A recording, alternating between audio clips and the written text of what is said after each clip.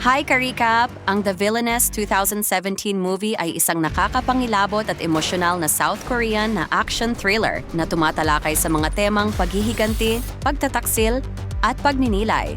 Ang pelikula ay sumusunod sa kwento ni Sok-hee, isang babae na pinalaki ng karahasan at trauma, at ang kanyang paglalakbay sa isang masalimuot na sapot ng panlilinlang at mapanganib na pakikipaglaban. Kilala ang pelikula sa mga kahangahangang eksena ng aksyon, komplikadong istruktura ng kwento, at malalim na emosyon. Narito ang isang pinalawak at nahati na pagpapaliwanag ng kwento. Kung bago ka pa lamang sa channel na ito, click the subscribe button na ka-recap para updated ka sa mga susunod na thrilling movie reviews natin. Maraming salamat na agad sa suporta ka-recap. Kung may naiisip kang pelikula at nais na suriin ito ng ating channel, please don't hesitate to drop a comment ka-recap. Nagsimula ang kwento sa isang pambihirang eksena ng aksyon. Ito ang paborito kong eksena sa pelikulang ito na para bang naglalaro ka ng video game sa first-person perspective.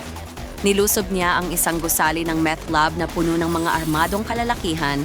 Pinatay niya ang bawat isa ng brutal at may tumpak na kakayahan. Naubos niya ang lahat ng kalalakihan sa laboratorio at sa hallway ng gusali, pero hindi pa yun doon nagtatapos. Nagpatuloy ang marahas na aksyon sa loob ng gym kung saan naroon ang leader ng organisasyon na si Park. Dito rin ipinakita ang ating bida na si Sok-hee bilang isang cold assassin. Ang eksenang ito ay hindi lamang isang pagpapakita ng kanyang husay sa pakikidigma, kundi nagsisilbi ring tono para sa magulo at marahas na mundong kinasadlakan ni Sok-hee. At matapos na tapusin ang buhay ng leader ay mabilis na nakaresponde ang mga pulis at hinuli si Sok-hee. Pero ano nga ba ang dahilan ng karahasan na ito? Bilang isang batang babae, nasaksihan niya ang brutal na pagpatay sa kanyang ama. Isang trauma na nagpasimula sa kanyang madilim at marahas na landas. Pinalaki siya ng isang malupit na sindikato ng kriminal na pinamumunuan ni Jong-sang, isang taong naging guro at kasintahan. Sinanay siya ng sindikato upang maging isang malamig at mabisang mamamatay tao.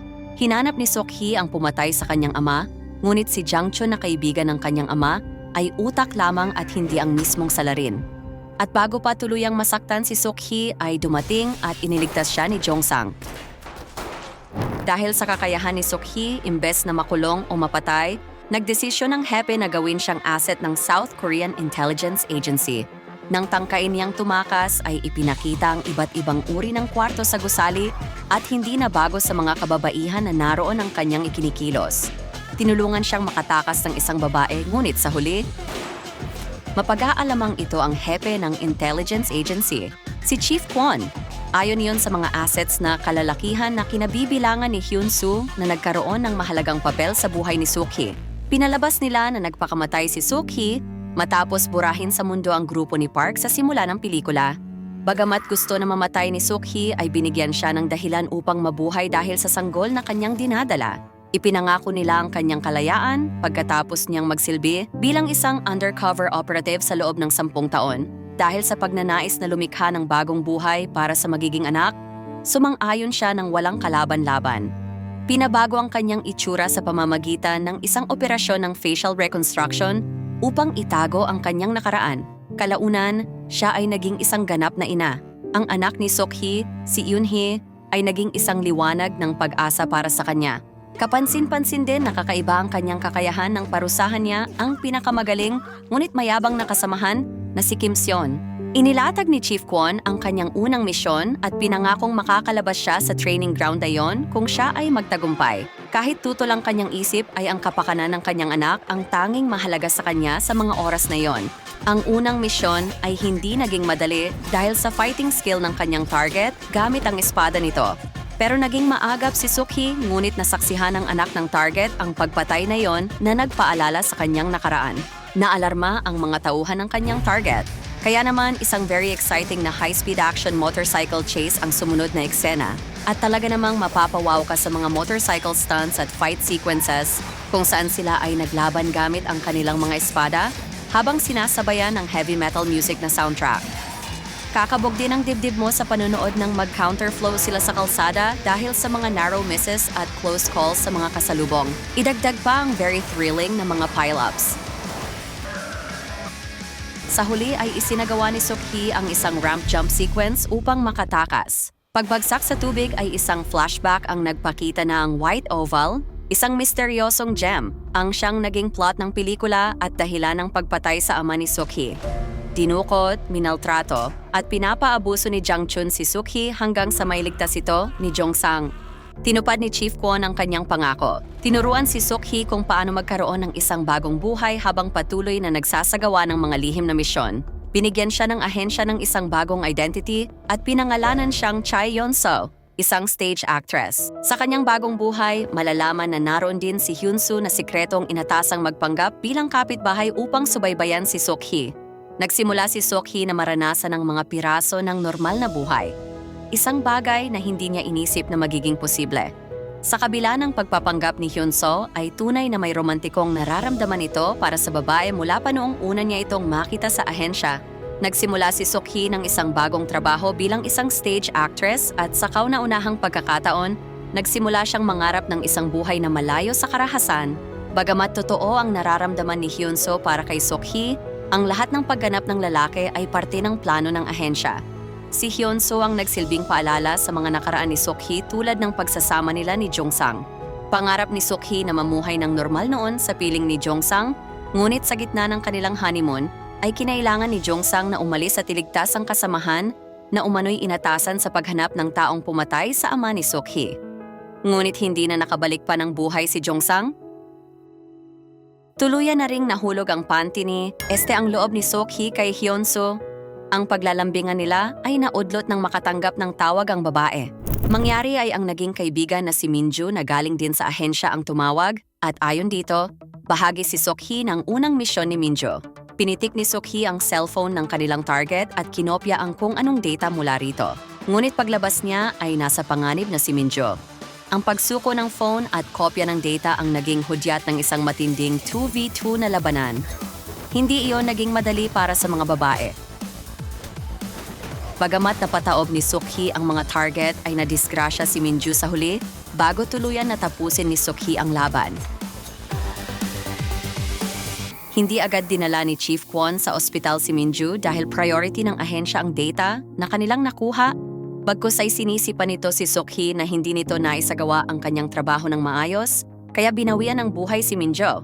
Bagaman sa labas ay tila isinusuong niya ang normal na buhay, ang trauma at ang kanyang panloob na pakikibaka ay nagpatuloy. Nadiskubre ng ahensya mula sa data na nakuha na isang nagngangalang Choi Chun-mo ang nagpapatakbo ng isang organisasyon ng mga assassin. Ang organisasyong iyon ang dating kinabibilangan ni Suk-hee. Duda ang mga opisyal na isang double agent si Suk-hee, ngunit iginiit ni Chief Kwon na malabo iyong mangyari dahil si Choi ang pumatay sa asawa ni Suk-hee na si Jong-sang. Samantala ay lalong yumabong ang pagmamahal na nararamdaman ni Suk-hee at Hyun-soo sa isa't isa. Nagpaalam si Suk-hee na nais niyang magpakasal at pinayagan yon ni Chief Kwon. Masayang ibinalita yon ni Suk-hee kay Hyun-soo at sinabing habang buhay niyang pagkakatiwalaan ng lalaki. Sa araw ng kanyang kasal, ikinagulat ni Suk-hee ang pagdating ni Kim Seon. Ipinaalala nito ang palpak na trabaho na ikinamatay ni Minju bago ibinigay ang telepono. Iyon ang lugar na pinili ni Chief Kwon para sa kanilang kasal upang isagawa ni Suk-hee ang isa na namang misyon. Ngunit pamilyar ang mukha ng target kay Suk-hee kaya't sumablay ito. Yes, ka-recap, iyon si Jong-sang, ang unang asawa ni Suk-hee, ang tunay na boss ng assassin organization at si Choi ay front lamang. Naudlot ang misyon ng may kumatok dahil magsisimula na ang seremonyas. At sa bridal walk, hindi maalis sa isip ni Suk-hee ang gabi nang malaman na patay na ang asawa na siya palang dahilan ng paglusob niya sa meth lab sa umpisa ng pelikula. Nang gabing iyon ay inimbestigahan ni Jong-sang ang lugar na kinaroonan ng nagtangkang pumatay sa kanya. Noon niya napansin na pamilyar sa kanya ang bride sa kasalan na naganap. Nalaman niya na ang mga bisita sa kasal ay binayaran lamang upang dumalo, kaya't hinala nito na ang babae ay walang iba kundi si Suk-hee. Ang kwento ay naging mas madilim nang magsimulang magmatsyag si Jong-sang tungkol sa kanyang hinala sa tunay na katauhan ng babae. Labis na tensyon ang naramdaman ni Suk-hee nang lapitan siya ni Jong-sang. Nagpanggap si Suk-hee na hindi niya kilala si Jong-sang, ngunit lahat ng lumalabas sa kanyang labi ay rektang patama sa lalaki. Lalo namang tumindi ang paniniwala ni Jong-sang sa hinala ng marinig ang pakikipag-usap ni Hyun-soo kay Chief Kwon. Binalaan naman ni Chief Kwon si Sok-hee na ang buhay ng kanyang pamilya ang magiging kapalit kung magpapatuloy ang pagpalya ng kanyang mga misyon. Nakatanggap si Sok-hee ng isang USB mula sa target at narinig ang pag-uusap ni Hyun-soo at Chief Kwon. Binalaan niya agad ang nagpadala na parating si Kim Seon upang tapusin ang pumalya niyang misyon, kaya naman madali nilang nadakip ang babae. Natuklasan ni Sok-hee ang tunay na papel ni Hyun-soo sa kanyang buhay. Ang pagkatuklas na ito ay sumira sa natitirang tiwala na mayroon siya sa taong minahal at inalagaan. Dinakip ni Chief Kwon si Sok-hee upang ipagpalit sa na-hostage na si Kim Seon. Ngunit tinambangan sila ng kalaban at pinalabas ni Jun-sang na inililigtas niya si Sok-hee. Nagkunwari pa rin si Sok-hee na hindi niya kilala ang lalaki at nakiusap na puntahan ang anak. Ngunit sa kanyang pagdating ay nadurog ang puso ni Sok-hee sa pagpanaw ng mga mahal sa buhay, lalo na ng kanyang anak. Agad niyang kinumpronta si Chief Kwon sa pagpatay sa mga ito, ngunit noon niya natuklasan ang tunay na pangyayari. Nalaman ni Hyun-soo na ang target na si Jung-sang ang unang asawa ni Sok-hee at ama ng bata. Pero walang pakialam si Jung-sang sa kanyang anak, kaya't nakipagtuos si Hyun-soo para sa kaligtasan ng bata. Pero hindi ito nagtagumpay. Iyon din ang hudyat sa katapusan ni Kim Seon hanggang sa maisagawa ng mga kalaban ang kanilang madilim na plano. Nadiskubre din ni Sok-hee na tunay ang pagmamahal ni Hyun-soo para sa kanya nang magpaalam ito kay Chief Kwon. Sa isang nakakabagbag damdaming twist, isinakripisyo ni Hyun-soo ang kanyang buhay upang protektahan si Sok-hee at ang anak nito. Siya ay nagpasya na tapusin ang lahat ng ito at maghiganti laban sa lahat ng umagaw sa kanyang kaligayahan, na ang tanging kadahilanan ay ang white oval na sumisimbolo ng kapangyarihan sa criminal underworld. Armado ng kanyang mga nakamamatay na kasanayan, pinasok niya ang kuta ni Jung-sang. Ang mga sumunod na eksena ay ilan sa mga pinaka-intense at mahusay na fight choreography ng pelikula. Hinarap niya ang mga kalaban sa isang serye ng malupit at dynamic na laban.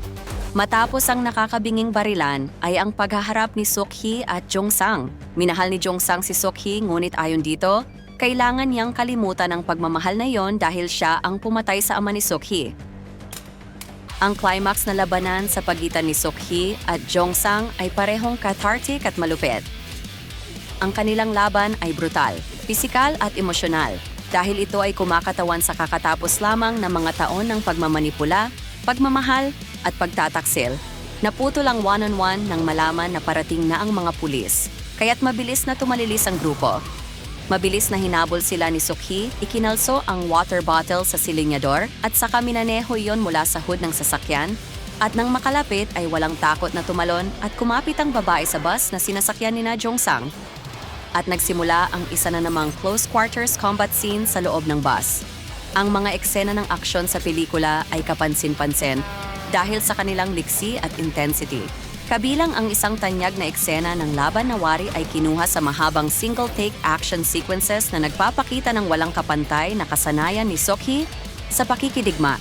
Ngunit hindi naging madali para kay Sok-hee na talunin ang dating guro at asawa, kaya't ginamit nito ang utak at pinataob ang bus. Sa pagkakataon na yon ay tanggap na ni Jung-sang ang pagkatalo, ngunit wari ba'y hindi magawa ni Sok-hee na patayin ang lalaki. Sumipol si Jung-sang ng melodyang isinipol niya rin noon ang patayin ng ama ni Sok-hee, hudyat upang mamuong muli ang galit at tuluyang tapusin ni Sok-hee si Jung-sang. Sa huli, si Sok-hee ay nagtagumpay, ngunit ang halaga ng kanyang paghihiganti ay hindi masukat. Ang The Villainess ay higit pa sa isang tipikal na pelikula ng aksyon. Ito ay isang malalim na pagsusuri ng trauma, pagtataksil, at ang mga epekto ng isang buhay na ginugol sa karahasan. Mahusay na pinaghalo ng pelikula ang brutal na aksyon at mga sandali ng malalim na emosyon. Mahusay ang direksyon ni Jung Byung-gil na nagtaguyod sa isang nakakaingganyong karanasan. Ang pagganap ni Kim Ok-vin bilang si Sok-hee ay makapangyarihan, na ipinapakita ang emosyonal na komplikasyon ng isang babaeng nahihirapan sa kanyang marahas na nakaraan. Ang mga supporting actors ay nagbigay din ng lalim sa kwento, lalo na sa kanilang koneksyon kay Sok-hee. Ang komplikadong istruktura ng kwento na pinagsamasamang flashbacks at kasalukuyan ang nagpanatili sa mga manonood na abangan ang mga susunod na pangyayari, habang ang kamanghamanghang choreography ng mga eksena ng aksyon ay tinitiyak na ang pelikula ay mananatiling isang visual na palabas mula simula hanggang matapos. Sa huli, ang The Villainess ay isang pelikulang hindi pwedeng palampasin ng mga tagahanga ng aksyon. Kung napanood mo na ang pelikulang ito, please share your opinion. Comment down below. Hanggang sa muli ka, Recap!